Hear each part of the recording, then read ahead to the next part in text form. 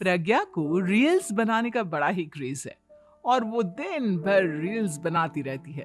खाते पीते घूमते फिरते घर में कॉलेज में रील्स बनाने के कारण प्रज्ञा पूरे कॉलेज में हाईलाइटेड है।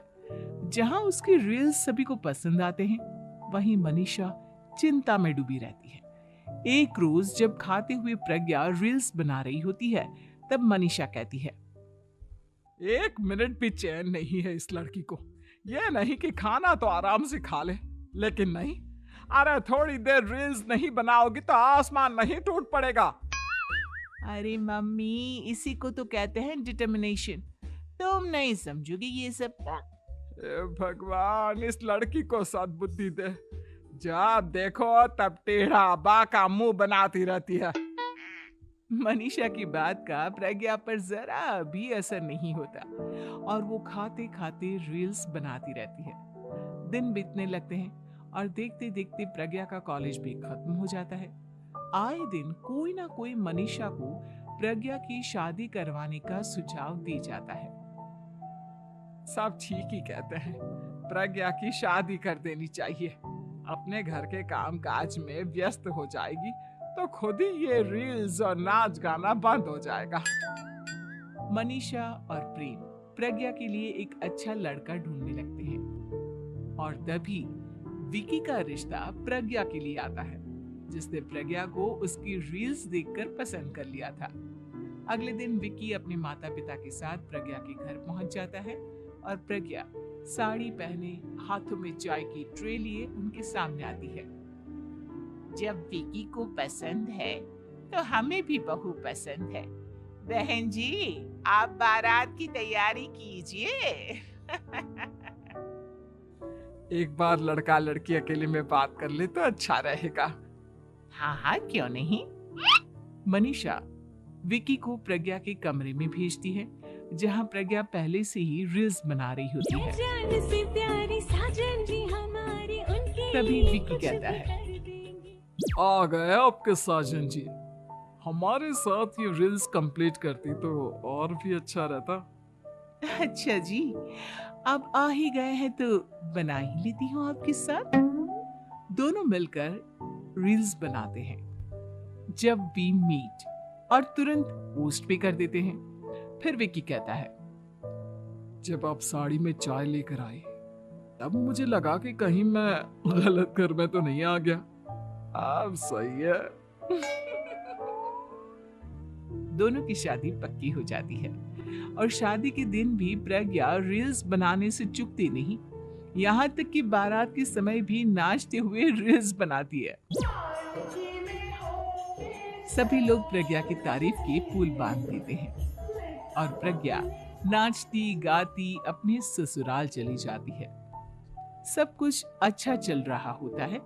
प्रज्ञा यहाँ भी दिन भर हर चीज की रील्स बनाती रहती है।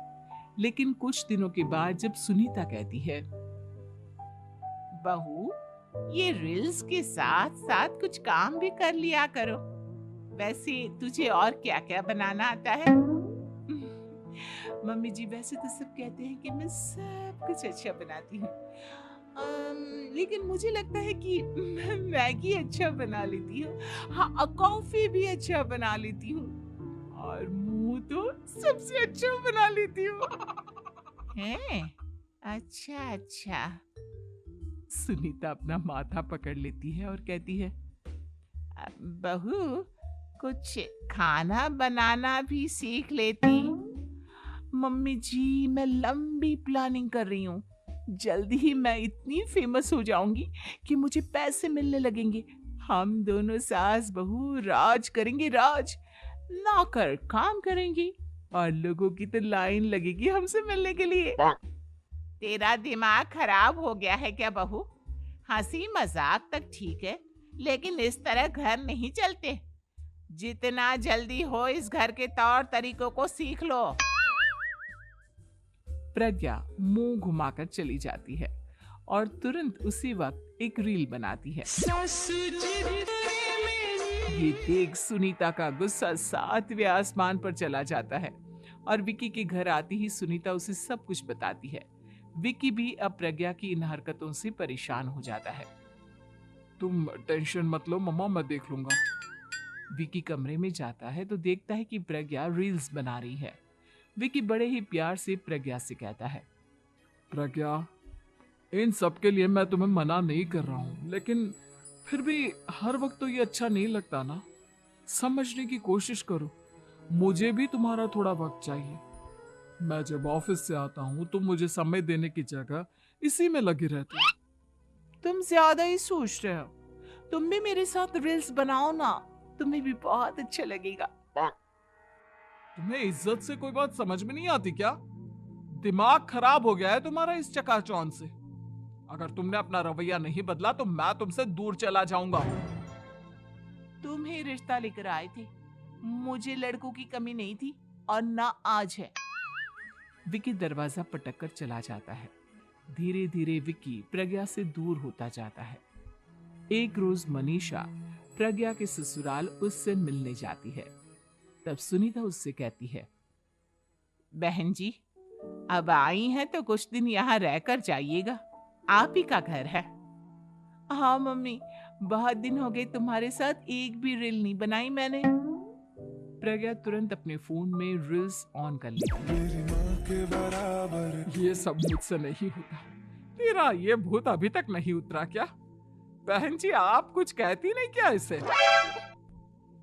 जब आप ही कुछ नहीं कर पाई तो मैं कर ही क्या सकती हूँ। सास तो वैसी ही बदनाम है। शाम को घर की लाइट चली जाती है और मनीषा प्रज्ञा से कहती है, मेरे घुटनों में बहुत दर्द हो रहा है, तू लाइट का कुछ इंतजाम करना बेटा। अच्छा, कैंडल जला देती हूँ मम्मा। प्रज्ञा गाते हुए कैंडल जलाती है और खिड़की के पर्दे के पास रख देती है। मनीषा, जिसे बहुत दर्द हो रहा है, वो सो जाती है और प्रज्ञा हमेशा की तरह अपने रील्स में लग जाती है। उधर कैंडल की वजह से पर्दा आग पकड़ लेता है और मनीषा के कमरे में आग लग जाती है। बचाओ, कोई है, बचाओ! सभी भागते हैं और विकी कमरे की आग बुझाने में लग जाता है, लेकिन तब तक मनीषा आधी जल चुकी थी। मनीषा की हालत देख प्रज्ञा रोने लगती है।